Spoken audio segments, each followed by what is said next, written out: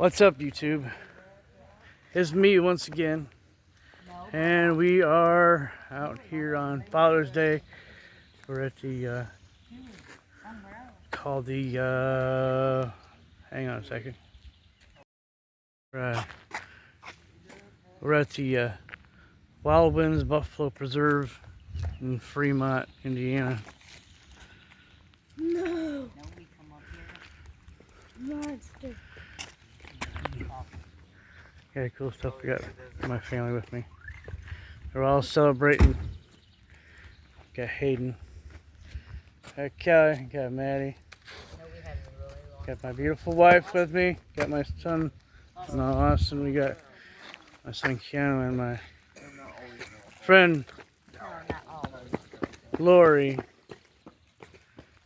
Yep, that's her right there. She always has to light a cigarette, you know. We got her. We picked her up in Odd, West Virginia. We brought her all the way up here. When we're done, we're gonna take her back and drop her off. I bet you do. It's her cousin Betty lives there at the. You're Ray, so I don't know what you're talking about. Hey, you really wore the short. You should have wore some pants. Dude. All right. You're never gonna live it down. I hope you know that. You're gonna have ticks on your coochie, dude. Okay, we gotta walk over here and look at this.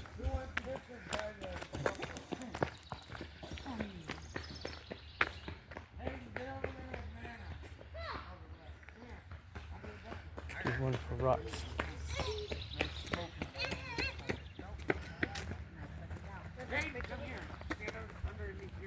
Austin's the first one has to pee. Okay. It's gonna bite you. It's gonna get you, dude. Ah! They're taking their selfies. Anybody else want them? Yeah. Oh, look at this. We got this giant crystal. Matt. It's big. We touched the crystal. Is this real? Remember, guys, Get this up is, there with the girls. Fake.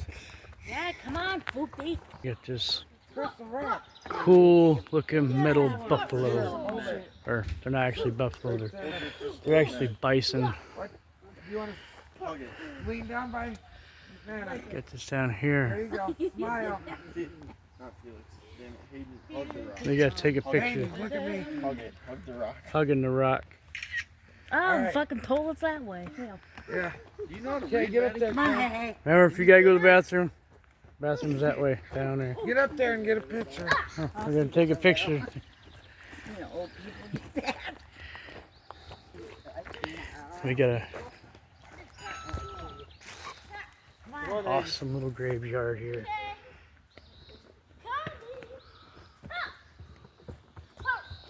Come here. I'll do it because I locked it. Wait. They do offer, they have a gift shop, they have restrooms. They also offer a bed and breakfast, which you can check in, get info on the website, and stuff like that. Okay, remember last time we were here, say, well, here's the bed and breakfast. It's hidden deep in the woods. I don't know if you can get a shot of that. Get a shot of that inside there. Okay. Got this stuff over here. We got more of these awesome rocks. Tourism gift shop. And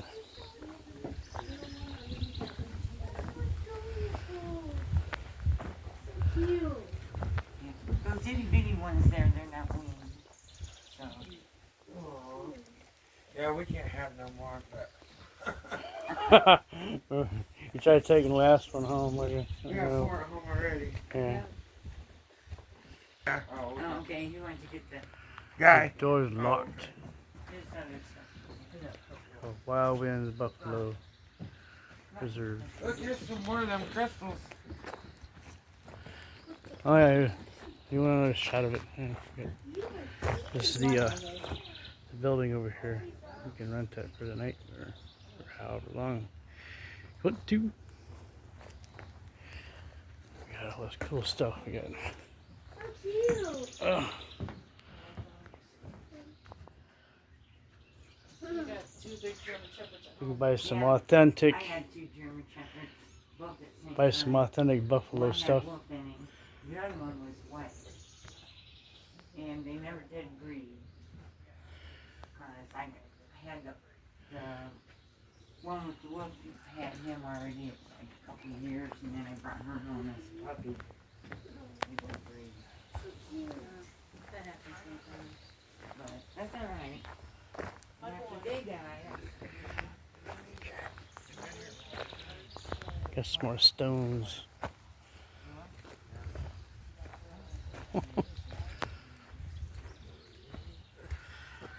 Stop it.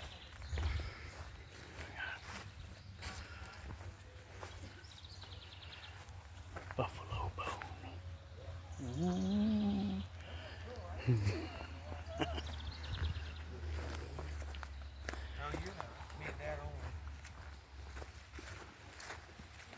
We found this place driving around. Yeah. We come back in here and we didn't have no clue what it was, nothing. And we got in here and said, yes, Buffalo Preserve.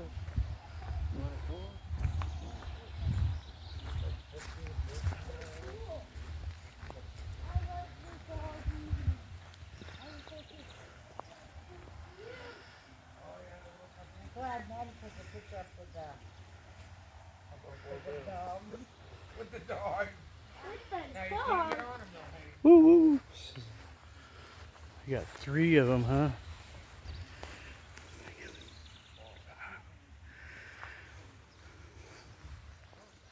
Hold on, I see if that's new. Yeah, I'm taking them off. Smell big. You see it?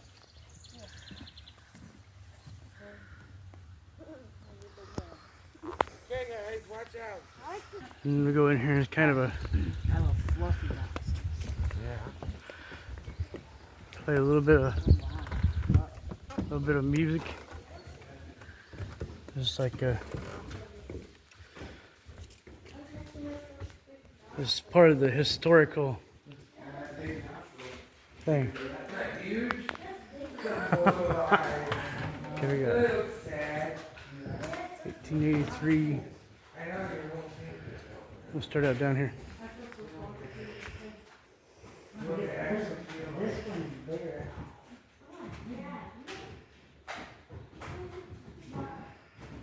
No, this one's bigger. Look at even in the eyes, it looks so real.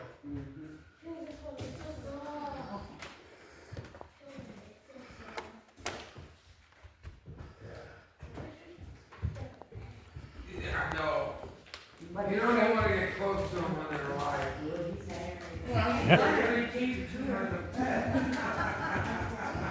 Look at these guys got. Big dudes. Yeah.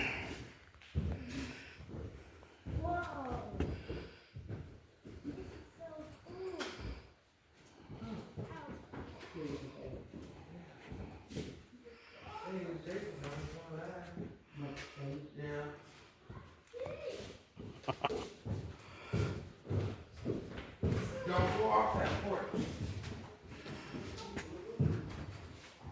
Don't go any further.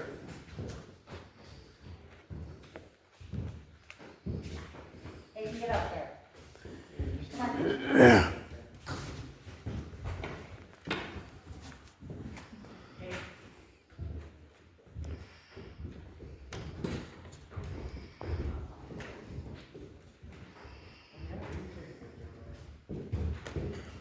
No pictures. Oh, You want a picture taken, guys? okay. Tonka Anishinaabe is an Indian word to Tonka for buffalo, and Anishinaabe is a woodland word for people, so you come to the home of the buffalo people. There's 200 head, and as I believe it was 7 weeks, just today our babies started coming, so the last count I had was 47 babies. Wow. Oh. They are wild. So anything you hold precious, you leave in the truck. Heads, arms, legs, hands, and feet. Once they get stopped, you stay in the vehicle unless you can be running between 30 and 35 mile an hour and have somebody very slow behind you. Well, Maddie, you ain't got a chance. Hell no.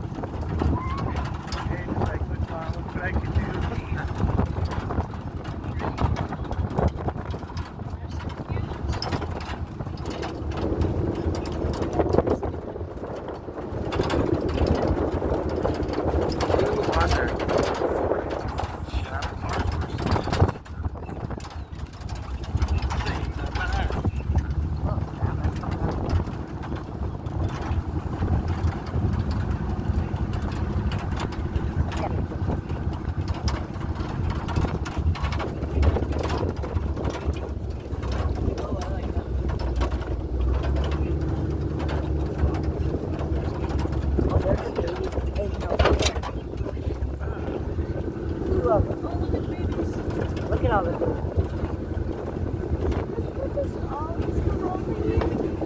It's springtime, so they're losing their coats. Now keep your phone inside here. Oh, there's a baby right there. Oh wow. Oh, wow. Oh, look at it. Oh, it's so cute. Looks like a little cow.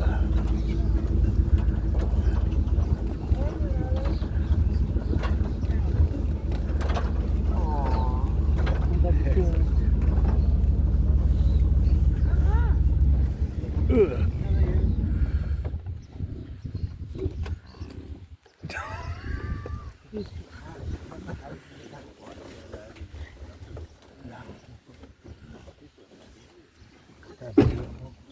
Yeah.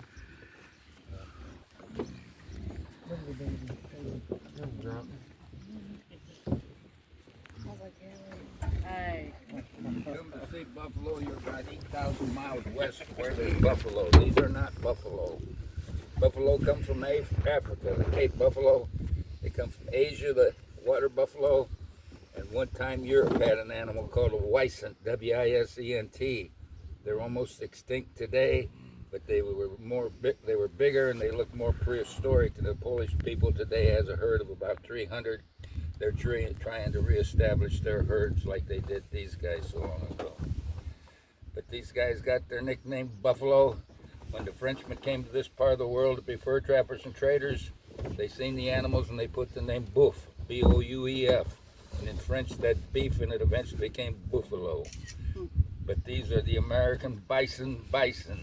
And bison is a Latin word that means wild oxen. And that's what they are. They are wild. This is wild as the ones out west. Nobody here walks among them and nobody touches them. There's two kinds on the North American continent. East of the Rockies to the Mississippi is the plains or the prairie animal. Their heads are more square. They're brown in color. They have the hump, but it's not as high, and it goes over their back farther. And east of the Mississippi to the Atlantic is a black bison called the woodland or mountain bison. Their faces are more triangle, and their hump is higher, and they're black in color. In 2002, the man that owns the place brought in 2 black bulls and mixed them into his plains herd. Those bulls aren't here today, but their ancestors walked the ground, so the darker they are, the more woodland they would have in them. They all have horns. Their horns and hooves are made out of the same stuff that our finger and toenails are, called elongated hair and Carrington. Underneath that black thing's like a tube sleeve or a cover that goes over the Carrington, makes like a white bone horn on the skull. A bull's horn is always big around at his head, and for 2.5 years they go wide and up. Where the lady's horns are smaller diameter, they come out a little ways, go up, and kind of come back like handlebars on a bicycle. If they smack that on a tree, a post, the earth, or another animal, they can crack that, make it go downward, backward, break part of it or most of it off, and it won't straighten up or come back like a deer's antler next year. Here they can live into their late 20s, early 30s. Out west, they're lucky to make it into their mid-20s because there they have the big bears, the mountain lions, large packs of wolves and coyotes. They take out the young, the old, and the crippled. We are their predator, and we only harvest the 2 and 2.5-year-old bulls. And we do that to thin out the herd so that after we do so many of them, we bring in new bulls, and that changes the bloodline in the herd.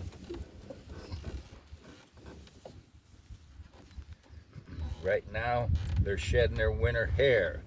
In the winter time, they get no barn because they'll tear down any barn you put them in. So, with their thick hide and their long winter hair, and it's hair, not fur, they let that snow and ice build up on them, and they don't shake it off, and it insulates them and keeps them warmer. So this time of year, they'll start shedding, and they'll keep the hair on their head, their beard, their chest, their front legs, strip on their hump, and the tassel on their tail, but they'll smooth out like regular cows. And the closest they are to cattle on the other side of the fence, they do chew a cud, and they have 3 stomachs. These guys don't tear the grass out of the ground, though, like they do. These guys' teeth are like scissors, and they snip her off. We do have people, once we move them from one field to the other, will come in the field and pick up the big gobs of hair and clean out the brushes that they can clean out over there. Take the hair home, clean it, card it, spin it into yarn, and their skeins of yarn sell for $65 and $75 a skein. There's people that's allergic to wool, fur, and hair can wear their hair and it won't bother their allergies. This mother is very, very protective. More people get hurt in our national parks because people just don't pay attention and get out of their vehicle to go pet the big fluffy cow or get their picture taken with them. This all started over 70 plus years ago with a young couple taking their son to Yellowstone, and at that time he only got to see a couple animals. He said one day he was going to own his own herd. So they went home to Bryan, Ohio. He finished grade school, high school, went off to college, became a doctor, and had 3 practices, Wasion, Defiance, and Bryan, Ohio. At that time he had a little farm on the outside of Edgerton, Ohio. Decided then to get his animals, so I went to Custer State Park in South Dakota and got 1 young bull and 5 heifers. Heifers are female, and they start producing between the ages of 2 and 3, and then they become the cow, or the giver of life. This little place grew too small, too fast, and needed more room. So a little over 30 years ago, we walked over 400 plus acres here and decided this is where he'd build his retirement home and a place he could have his hobby.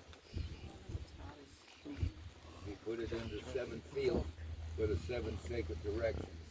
Where he came in at, on the other side of the drive is 1, we're in 2, behind is 3, and we go 4, 5, 6, 7 starts in the trees and comes back over to 1. They're strictly grass fed, they get no grain. And that's what the man was doing in the fields today, picking up the bales, so here in a day or so they can move into field 3. And we bale the grasses off the property, and over on another road we've got about 80 acres that we bale. We have to have 1,500 rolls of grass that weigh between 600 and 700 pounds to feed them through the winter, which is November, December, January, February, March, April. And on Monday, Wednesday, Friday, we come up, we put 14 on a flatbed, come out whichever field they're in, sits the 14 down, I cut the netting and get it off, and he puts it in different places. Each animal will eat between 60 and 75 pounds worth of grass each per day. And that's all they get as far as no grain, just grass. Well, so many people started stopping, wanting to see the animals. He changed his home into a bed and breakfast, put the gift shop together, built a gazebo, and we started doing tours. These guys don't moo like a cow. They grunt, snort, roar. The bulls during the rut, the breeding time, they got to get macho and they growl real loud. And on the other side of field 7, there's a lake, and that lake has got a campground, houses and cabins. The first year they was in that field and the bulls was roaring to attract the girls. We had several phone calls coming to the gift shop wanting to know by chance if we had some lions back there.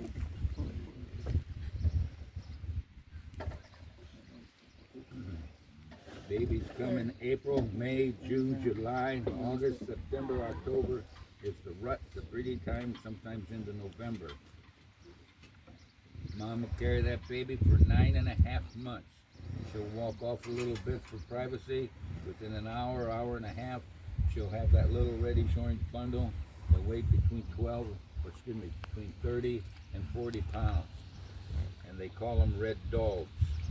And her milk is so rich that within 20 minutes of getting its first milk, it's up and running around the herd. And within a month and a half, 2 months, that baby can triple its weight, and then that's when they start coloring up to look like their parents.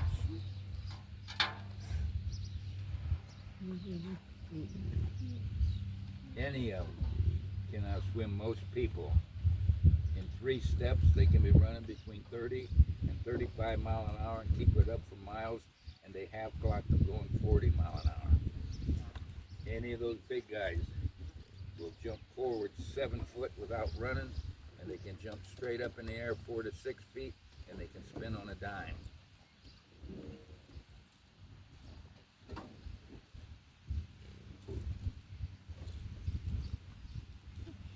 When it's time to move them, my job will be go around the next field. In this case, will be 3, and make sure all the wires are stapled into the post, because deers do pass in and out and pop staples. Number 1, 3, 5, 7 wires electric. The older ones respect it, and it don't take too long for those little ones to learn to respect it. And if they wanted to go through that fence, they'd do it in a heartbeat. If they see the man and I in the gift shop every day, so they know we're here to take care of them, they get everything that they want, so they're content here. They don't have that wanderlust like the ones out west do. And out west, nobody does nothing for them. So if they want a mineral, they have to eat the earth. Here, over on the other side of that tree, down over the hill a little bit, there's a Rubbermaid tub about half as wide as the pickup truck bed. In there, I'll put a material. It's mineral, because out west they have to eat their dirt. But here we put the mineral in that tub, which is like salt, calcium, magnesium, and iron. It's good for mom's milk and good for their bones. Because of that hump, they can't roll over like a dog or a cat. So they'll create spots in the earth, kind of got edges on them where they really like to find where a hill's been broke off of that big ledge. And they'll flop down on their belly and kick over there and wallow and kick around and sit up and do the other side. It's called a buffalo wallow. In there I'll put a white material that looks like flour. They even put it in our flour to keep it from pumping and the millers and the moths out. It's ground up fossilized seashells called diatomaceous earth. So when they wallow in it, it keeps the bugs off of them. If they lick it, it helps warm them. So come spring, summer, and fall, Mother Nature gives us a free pest control, and it's the only thing they will let touch them. They can be laying, walking, sitting, or standing, and there'll be birds up and down their backs and in their faces, picking off the bugs and seeds, and they get along. Those are cowbirds, swallows, starlings, blackbirds, and sparrows. Once in a great while, I'll see a little eastern bluebird sitting on one of them. So by then, they're getting ready. They know things are going to happen, so they are starting to head towards the gate. Well, most of our gates are just one gate, 16 foot. With one gate I can handle. Where there's 2 of them, we got to make aisleways, so 2 guys got to open the gates at the same time. So I get the gate swung open and stand between the fence and the gate. We don't hurt them, we call them. I'll go yip, yip, yip, yip, yip real loud, and then you better look out. Because all of a sudden you feel the old ground start to shaking, and the brown thunder's coming up out of it. They're grunting and snorting, and they're running at you full steam. and they get charging out into that new field. They look like a bunch of kids on jumping jacks. Moms are looking for babies. Babies are looking for moms. 10 minutes, they're just as rowdy as they are right now to the next move, then they're ready to do it again. Come winter time, the boss and the owner will decide what field to keep them in for the winter, and that's where they end up. Twice a vet, what they'll even consider coming, and the day before we do a harvest, they'll call, and she'll come, she'll ride through the herd on a gator with the boss, and she checks for health. We've never been turned down in 30 years. The next morning, just before daybreak, we come out, put down 3 or 4 bulls, take them to the Grange, Indianas, where they're processed. They bring me the heads back. If they're to be mounted, they go to the taxidermist. If not, I put them in a mulch pile. Next year, I'll clean up the skull, and we sell the skulls at the gift shop. And the next time, at the end of October, we have a roundup where all the animals are put in these systems here. We come up towards that metal roof. There's a heavy-duty cattle squeezer. This vent system with about 12 gates in, so people's on gate. As they come through, they break them down into smaller groups because they're pushing them with the tractor with the gate on the front of it to get them to go through. Then they get down a little ways, they come to a long narrow hallway with 3 sliding doors in it. At the end of that is where the cattle squeezer is, and that's where the veterinarian teacher with a couple students are filling needles. When they go into that hallway with the sliding doors, some of them are so big around they got to really pull that belly in to get through. And I have seen them, some of them already hook their poo over that 8-foot wall and look at the people down in the safety zone. So when they go in the cattle squeezer, they're weighed, find out how many male, how many female, to get their vaccination shot. And if there's anything else to be looked at, they look at it. And each of our animals has a tag about the size of a quarter in their right ear. They put a wand across it, registers on the computer, so if there's any changes to be made, they'll make the changes. And we got, I think there was 10 bulls. 2 of them come out of Canada, the others come out of South Dakota. Those have plastic tags in their ears like the cattle do, and the boss or the man that owns the place don't like to see that because it looks too much like regular cattle. So that's why we use the tags. And this year, our little red dogs all get their ears pierced too. So then they'll spend Saturday, we stop working about 3 o'clock, and then come back up Sunday about 9, finish about 1. Then all the animals be in field 4, they'll stay there and make one more round around the preserve, and that's when the boss and the owner decides where they'll stay for the winter. If we have an old cow that's lived here for 30 plus years, and even a young cow could just pass away in the field, we can't harvest it. We can't have her body, because the first thing the animals do is try to get her to stand up. If they can't get her up, they'll lay their nose on her and lick her, say goodbye to boost her back to the other side. After 3 days of mourning, we can have her body. We can't harvest nothing, so we take her clear of the back, dig a big hole, remove her head, bury her body, clean the skull up, and I don't know if you can see it. Yeah, over there underneath those trees, you see some white stuff. That's a burial platform like the natives would bury their dead on, and there's nothing there but cow parts. And I put the skull on the ground around that. When they're in that field, bulls will occasionally go by there, but cows will go like they're on purpose going there, and they'll search around on the skulls and find a particular skull and stand at it like they're at a tombstone. And I've seen moms already have babies with them, and they both will put a nose on that skull, and it's like mom saying, this was your grandma or this was my sister. They know. Elephants, wolves, horses, and bison mourn their dead.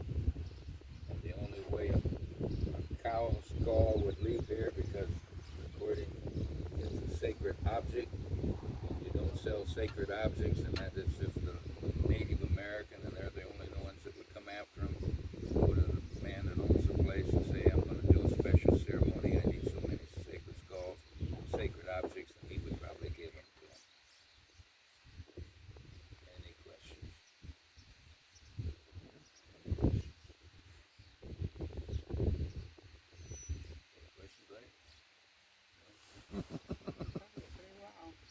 Yeah, covered everything. I got a question for you.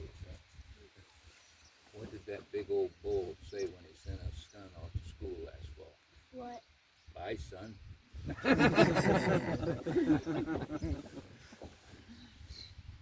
Remember that. Tell his teacher that. Yeah. So why did they move away when we came over here? They all just started. That's all they do is eat, drink, poop, sleep, and pee. And 30 years ago, I thought that's a life for me. So here I am. About 7 o'clock tonight, they know exactly where that old sun's going to hit the field. At 7 o'clock tonight, they all gather there and start laying down. All but about 6 or 8 of them. Those 6 or 8 will position themselves around the herd. They're like guards or sentries. Come about 8 o'clock, all of a sudden you start seeing get up. Some of them are stretching that big old hump goes way up, and they're doing their daily business, you know, and then they start just milling around, and all day they'll just go around the field, eat. Pretty soon though, some of them be laying down. Just don't matter. And when they move, they always have to go counterclockwise. They get them to go from 2 back into 1. It might take 3 or 4 days to get them all over there.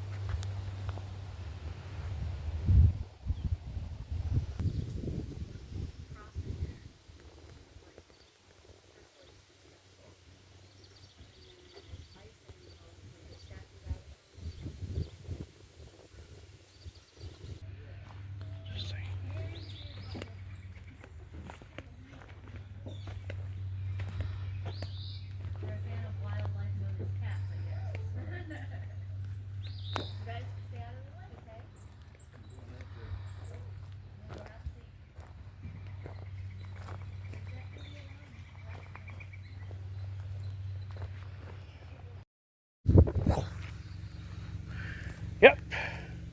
All right, guys. Oh, happy Father's Day, and thank you guys for watching. Don't forget to like, subscribe, and hit that notification bell for more of our exciting adventures. And all of us here at Jason and Jessica's Adventures, I'll see you guys later. Bye.